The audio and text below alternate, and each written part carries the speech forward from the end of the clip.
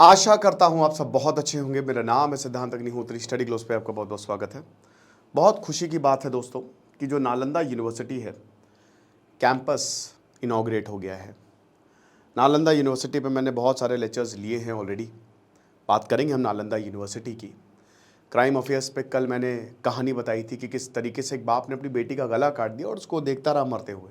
तो crime affairs का link जो है वो डिस्क्रिप्शन बॉक्स में दिया, उस चैनल को ज़रूर सब्सक्राइब करें। तो नालंदा यूनिवर्सिटी पटना से लगभग 95 किलोमीटर दूर है। जो डिस्ट्रिक्ट्स हैं उनमें से एक डिस्ट्रिक्ट नालंदा भी है। राजगीर यहाँ हिल स्टेशन पटना का बहुत ही खूबसूरत, देख सकते हैं ना कि देखिए, मेरा मानना ये है ना कि जब आप एजुकेशन को नेचर से कनेक्ट कर देते हैं, कमाल हो जाता है। जैसे पहले जब गुरुकुल होता था तो पेड़ के नीचे पढ़ाई होती थी, नदी के बगल में पढ़ाई होती थी। आपको याद होगा कि जब हम क्लास से बाहर जाते थे तो हमको कितनी खुशी होती थी, याद है? जब हमको क्लास के बाहर पढ़ाया जाता था। तो ये जानबूझ के किया जाता है। अब ये इतना खूबसूरत कैंपस है, जो पहाड़ों पे कैंपस होता है ना, वहाँ पे अलग ही एटमॉस्फेयर होता है, बहुत अच्छे से। लेकिन फिर जब कॉलोनियल लॉ आया, मैकॉले अपना कमीशन साथ में लेके आया, तो उसने एक रूम में सारे बच्चों को ठूस दिया, है ना। हमारा पढ़ाई सिस्टम ऐसा नहीं था। जिस देश का ज्ञान बहुत ऊपर होगा ना, वो देश आगे बढ़ेगा। अमेरिका को आप देख लीजिए। भारत का एक समय पे बहुत जबरदस्त ज्ञान था। Takshashila university, Vikramshila university, Udantapuri university और नालंदा यूनिवर्सिटी। नालंदा यूनिवर्सिटी भारत की one of the biggest university रही है। आईआईटी दिल्ली का एग्जांपल लेते हैं, 9132 स्टूडेंट्स पढ़ते हैं। नालंदा यूनिवर्सिटी में 10,000 स्टूडेंट्स पढ़ते थे। तो आप समझ सकते हैं कि कितनी भव्य यूनिवर्सिटी थी। सबसे बड़ी बात, 1500 से 2000 तो टीचर्स थे। 1500 से तो हर 50 पे एक टीचर। तो आप ये समझ सकते हो कि टीचर्स ज्यादा थे। टीचर्स ज्यादा होने का मतलब पता है क्या? जितने टीचर्स ज्यादा होंगे उतना ही आपको ज्ञान मिलेगा। क्योंकि देखिए, जैसे 10 स्टूडेंट्स हैं, अगर एक टीचर 10 स्टूडेंट्स को केटर कर रहा है तो ज्यादा अच्छे से सॉल्व कर पाएगा उनके डाउट्स को, और स्टूडेंट्स उनसे अच्छे से कनेक्ट कर पाएंगे। Astronomy, physics, astrology, medicine, literature, logic, ऐसा कोई ज्ञान नहीं था जो नालंदा में ना होता हो। लाइब्रेरी यहां के सबसे शानदार, 1 करोड़ के करीब बुक्स थी, 1 करोड़ के करीब।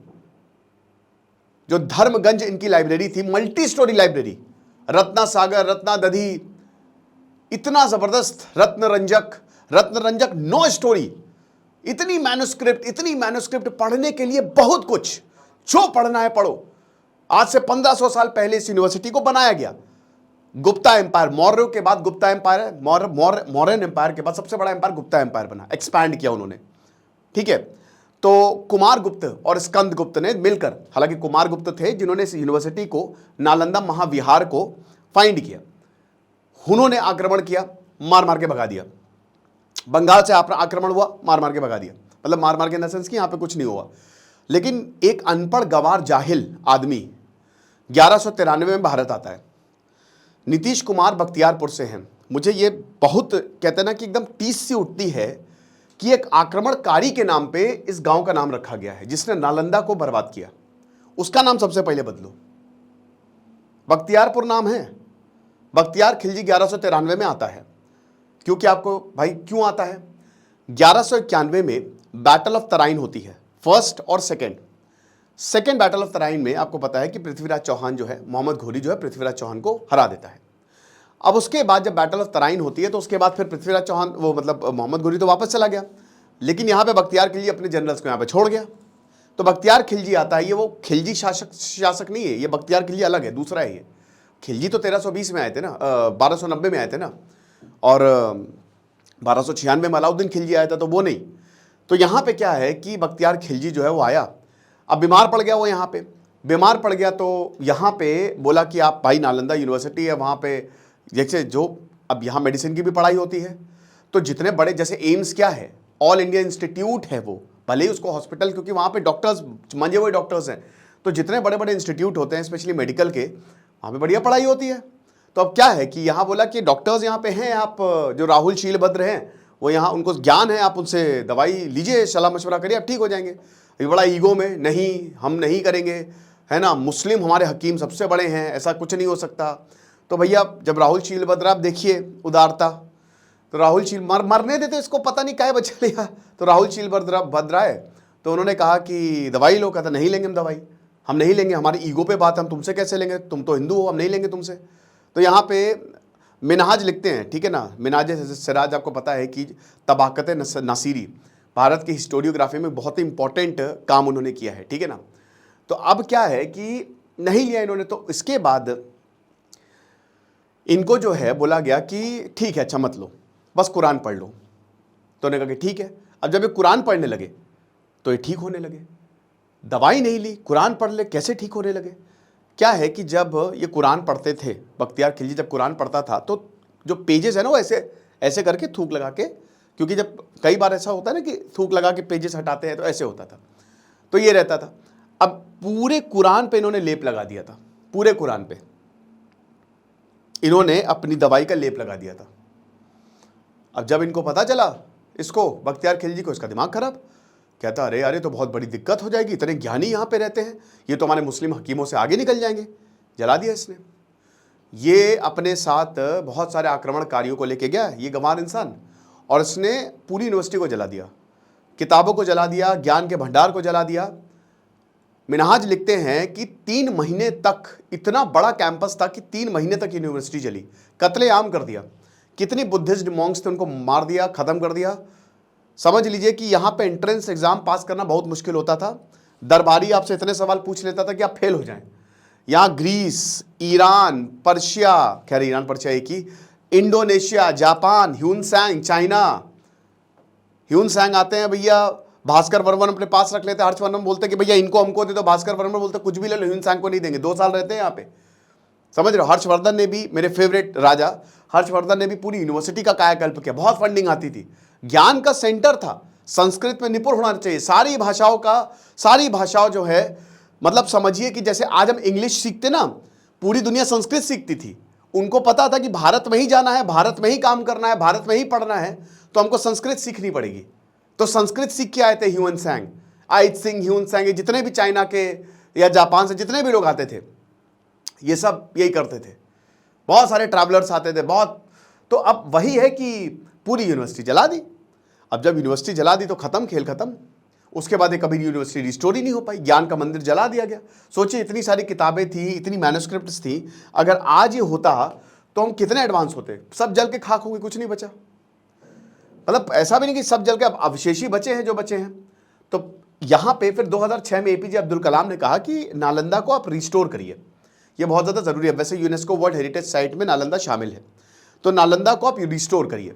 तो जब नालंदा की रिस्टोर की बात करी तो फिर एपीजे अब्दुल कलाम ने इसको रिस्टोर करवाया था, याद रखिएगा। फिर अमर्त्य सेन को आए, कमेटी बनाई, अमर्त्य सेन कुलपति बने पहले, जो नोबेल प्राइज़ विनर है इकोनॉमिक्स के। उसके बाद फिर 26 अगस्त 2010 में एक्ट पास हुआ, नालंदा यूनिवर्सिटी वापस रिवाइव किया। 2014 में यूनिवर्सिटी फुली फंक्शनल हुई, 17 देशों के जो स्टूडेंट्स हैं यहाँ पे पढ़े। लेकिन फिलहाल पीएम मोदी ने दोस्तों नई नालंदा यूनिवर्सिटी का कैंपस लगभग 1700 करोड़ में इसको इनॉग्रेट किया है। और वही बताया, पीएम मोदी ने भी बोला है कि ज्ञान नहीं जला सकते आप, ज्ञान हमेशा रहता है, किताबें जला दो ज्ञान तो रहेगा ही रहेगा। ये सम्मान है, सिंबल है हमारा। तो नीतीश कुमार जो हैं वो थे, नीतीश कुमार भी बख्तियारपुर से आते हैं। क्यों बख्तियारपुर क्यों नाम रखा हुआ है? बदलिए इसका नाम भाई। क्यों किसी आक्रमणकारी पे? ये तो एक बेइज्जती है, एक हमारे ऊपर लालत है। तो जब भी मैं ये देखता हूं ना कि गुस्सा आती है बड़ी कि ये ऐसा क्यों हो रहा है। तो अब यहाँ जो है ये आप देख सकते हैं, ये सरोवर है, नालंदा का खूबसूरत कैंपस पहाड़ों से घिरा हुआ। जब आप यहाँ पे पढ़ाई करेंगे तो अपने आप हिल स्टेशन तो आपको बना बनाया मिल रहा है। मैंने बताया ना कि अगर आप नेचर से कनेक्ट करेंगे तो मजा ही आ जाएगी। और बहुत बड़ा कैंपस है, कुछ इस तरीके से, जो अब तो ब्लॉक्स में डिवाइडेड है। ये कैंपस जो है वो दिख रहा है। तो न्यू कैंपस है नालंदा, और मुझे लगता है कि आगे आने वाले समय में नालंदा यूनिवर्सिटी फिर से भारत में 4 चांद लगाएगा, भारत की शान में। तो 750 करोड़ में ये यूनिवर्सिटी जो है वो बनी है, राइट। और ये जो एंशिएंट कैंपस है इसको इनॉग्रेट किया प्रधानमंत्री नरेंद्र मोदी ने। और नरेंद्र मोदी आए, 455 एकड़ में फैला हुआ राजगीर बहुत खूबसूरत है। बिहार में पटना से लगभग 103 किलोमीटर दूर, और नालंदा 95 किलोमीटर है। तो राजगीर एक हिल स्टेशन है, ठीक है, पटना में। पटना का मतलब बिहार में भी माउंटेन रेंजेस है ना, तो ये चीज़ है। और यहाँ जो बुद्धिस्ट मोनास्ट्री उससे लगभग 12 किलोमीटर की दूरी पे है, ठीक है। जो एंशिएंट नालंदा है वो बगल में ही है, ये न्यू नालंदा कैंपस है, ये उसके बगल में जो है वो खोला गया है। तो लगभग 1750 करोड़ का ये नया कैंपस है। 40 क्लासरूम्स है और 1900 स्टूडेंट्स अभी यहाँ पे बैठ सकते हैं। अभी तो शुरुआत में तो इन्वायरमेंट की पढ़ाई यहाँ पे कराई गई, लेकिन अभी इसको एक्सपैंड किया जाएगा, होपफुल इसको एक्सपैंड ही किया जाएगा, बहुत सारे नए सब्जेक्ट्स जो है वो डाले जाएंगे। और मैं तो बोलता हूँ कि एआई हो गया, मशीन लर्निंग, ये सब इसमें करवा दीजिए। ये बहुत अच्छा मौका है दुनिया भर के स्टूडेंट्स को अट्रैक्ट करने का। मुश्किल होगा, इतना आसान नहीं होगा। वर्ल्ड क्लास यूनिवर्सिटी बनाना इतना आसान नहीं है। हमारे पास IITs हैं नो डाउट, लेकिन नालंदा अभी नई इनॉग्रेट हुई है। सबसे बड़ी बात यहाँ पे फैसिलिटी कितनी है इस पे डिपेंड करेगा। सेकंड, यहाँ पे कैसे प्रोफेसर्स आ रहे हैं।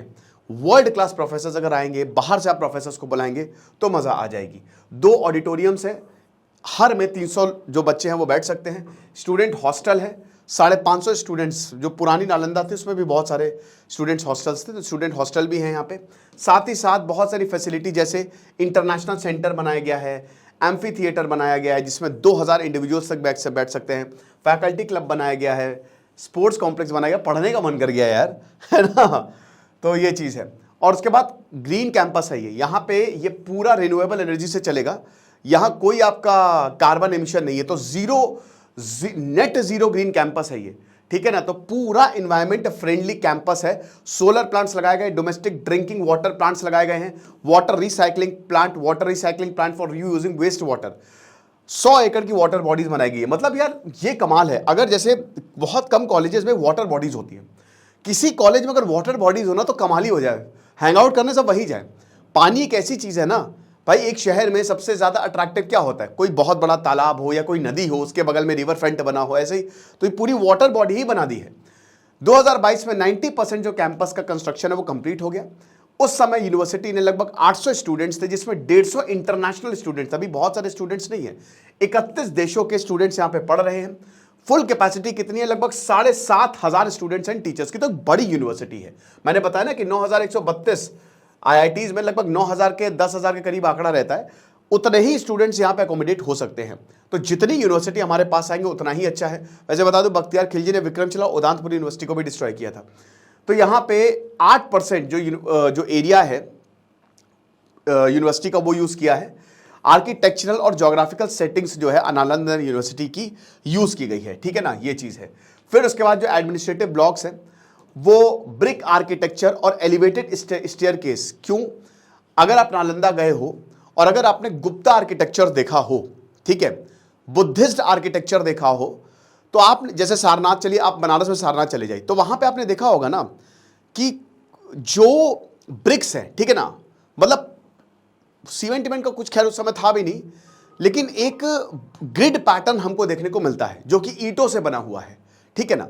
तो यही ईंटों का ही यूज केस किया गया है। और जो स्टेयरकेस है वो थोड़ी उठी हुई हैं, जो कि पुरानी नालंदा, यानी कि नालंदा यूनिवर्सिटी जिस तरीके से बनाई गई थी, नया कैंपस, काफी चीजें आपको वहीं पे वो चीजें देखने को मिलेंगी, ठीक है। तो मॉडर्न और ट्रेडिशनल आर्किटेक्चर का ये मिक्स है। नेचुरल नाइट है, सबसे बड़ी बात, नेचर का जितना इस्तेमाल किया गया, ये यूनिवर्सिटी जो है वो एक कैसे कहते हैं ना कि सीख बन सकता है, कि इंस्पिरेशन बन सकता है हमारी मॉडर्न यूनिवर्सिटी के लिए। स्मार्ट व्हाइट बोर्ड्स हैं, इलेक्ट्रॉनिक पोडियम्स हैं। तो ट्रेडिशनल और मॉडर्न यूनिवर्सिटी में, ट्रेडिशनल और मॉडर्न आर्किटेक्चर, क्योंकि 750 1700 करोड़ बहुत होते हैं। एसी है यहाँ पे, भाई गर्मी तो वैसे इतनी पड़ती नहीं, लेकिन फिर भी।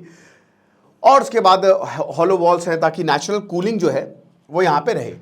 सबसे बड़ी बात, वाटर बॉडीज, कमल सागर पॉन्ड, ये देख रहे हो ना, ये देखो आप, कमल सागर जो लेक जो है यहाँ पे बनाई गई है, बहुत बड़ा सा तालाब है, 100 एकड़ कैंपस एरिया में फैला हुआ है। और बाकी जो 100 एकड़ कैंपस है, ठीक है, वो ग्रीनरी में एकदम पेड़ पौधे जो है वो लगाए गए हैं। वाटर ट्रीटमेंट प्लांट है, वाटर रिसाइकलिंग प्लांट है, योगा सेंटर है, state of the art auditorium है, लाइब्रेरी है, आर्काइवल सेंटर और स्पोर्ट्स कॉम्प्लेक्स यहाँ पे आपको देखने को मिलेगा। तो ये कुछ तस्वीरें थी, नरेंद्र मोदी ने इसका दौरा किया और नरेंद्र मोदी ने एक एक चीज़ देखी।